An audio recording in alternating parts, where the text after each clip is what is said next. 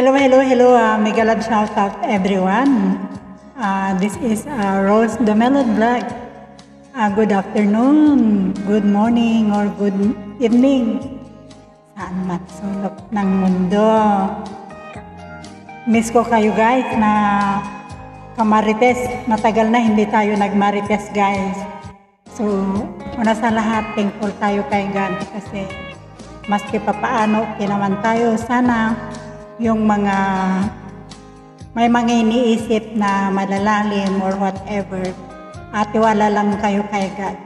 Si God ay laging nakaantabay sa atin at hindi niya tayo pababayaan. And strong, be strong. Faith in God the most. Ika nga nila.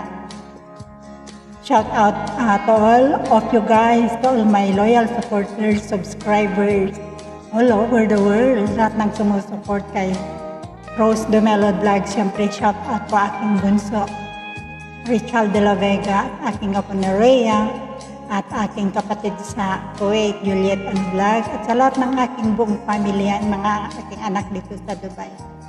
Happy blessed Tuesday.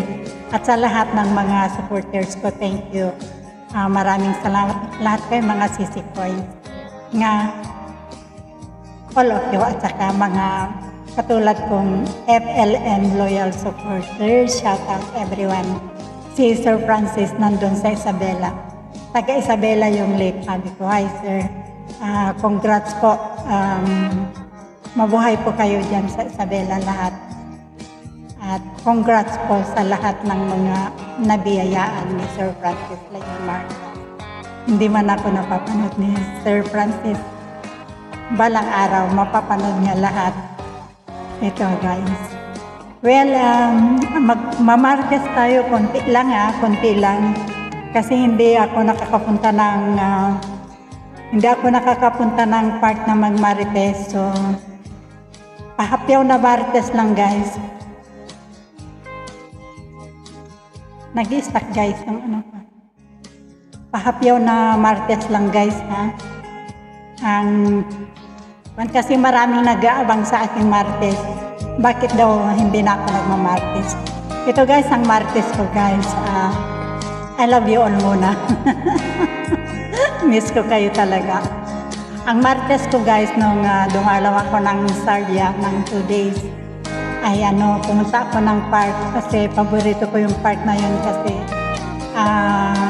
yung Almajas Park saka Buhayra Cornice ng Sardia ay very memorable sa akin at hindi ko nasasabi sa mga girls na gusto ko nang magpaalam sa Sardia pero hindi ko pa sinasabi kasi nalulungkot sila pero kailan ko nang gawin kasi nakakapagod ang umuwi ng Sardia monthly. Napapagod na rin ako. Dito lang ako sa Dubai mag-focus sa mga apo ko guys. Ito na guys, paspasan natin. Baka hindi nyo na mind kayong marites ko. Nung pauwi na ako guys na nag-imot-imot sa park, ang daming mga kabayan guys, ang daming mga Pilipino. May dalawang Pilipino na umabang sa akin. Papunta na ako ng sasakyan. Sabi niya, hi kabayan, sabi nila, dalawang kabayan. Alam niyo ba guys, ang ginawa ko, inisip ko, sabi ko, kunyari sabi ko, Thailand, para hindi nila ako kausapin. Kasi wala man akong type doon sa kanilang. Sabi ko, kling kong chang, kling klong, kong chang, ching ho, chang chang.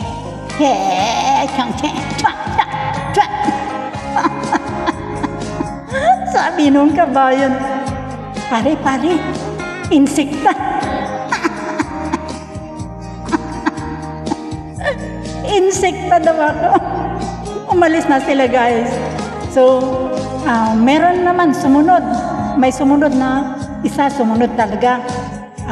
Patawid na ako doon papunta na ako sa sakyan sa kabila. May sumunod na isa. Talagang matapang yung kabayan na yun guys. Matapang. Isa na naman kung may itsura, patawarin ako ni Lord Pastilan. Ayoko na mamintas. Basta pastilan, hindi ko talaga. Ano na naman kaya ang sasabihin ko nito? Baka alam na niya na nag-pretend ako ng Chinese.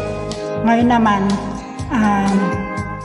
Vietnam naman ang inisip ko. Ako naman si Vietnam. Di lumapit siya. Ay, kabayan, sabi niya. Kwe! Kwe! Kwe! Ha! Kwe! Nga! Uy, uy, nga! Kwe! Nga!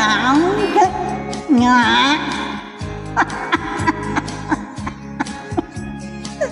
Umalis na sa kabayan. Umalis na yung kabayan. Sabi niya, ano kayong klase ito? Vietnamese niya. Are you Vietnamese? Sabi niya.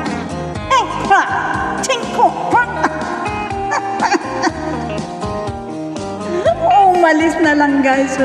Yun guys ang Martes ko. Marami din ako yung mamartes pagpunta natin sa park guys. Thank you. And God bless us all. Rose Dumelodran. Don't forget to subscribe. I love you all.